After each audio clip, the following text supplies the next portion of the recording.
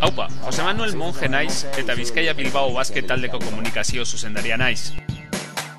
Arrotasunez betetzen gaitu, Bizkaia Bilbao basket izatea oso berezia da guretzat. Gure lurralde historikoa ordezkatu eta gure nortasun zeinuak lau haizetara zabaltzea oinarrizkoa da, eta horrek beste taldekin alderatuz plus bat gehitzen digu.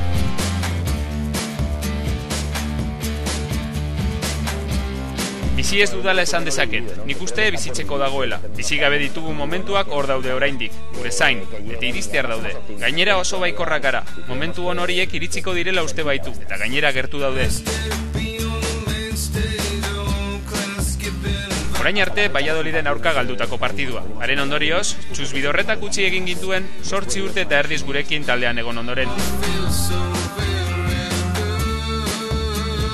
ACB ligan txukunago ibil gaitezen. Arazo gutxiago izan ditzagula erregulartasun ligan, eta gauza politak egin ditzagula Kopan eta Eurokapen. Egia esan, Europan oso ondo gabiltza, gauzak ongi doaz, eta la jarraitzea nahiko genuke. Zerbait iragankorra, datorren urtean miribilara goaz.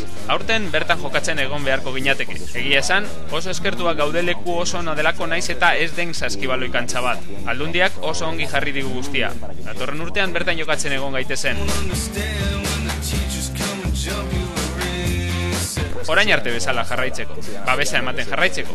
Badakigu hor daudela. Kontxienteak gara laguntza handia eman digutela eta beraiekin oso ondo egon behar garela. Inork ez bezala erabiltzen dakiten erreminta da. Baloia udakuk baino hobeto maneiatzen dutena. Hortaz, egin behar dutena zera da. Gogor entrenatu, egiten dutela, eta kalitate guztiak antxan jarri. Behin hori eginda, seguru arrakasta iritsiko dela. Eta ala zaleak eta baita guk ere asko disfrutatuko dugu.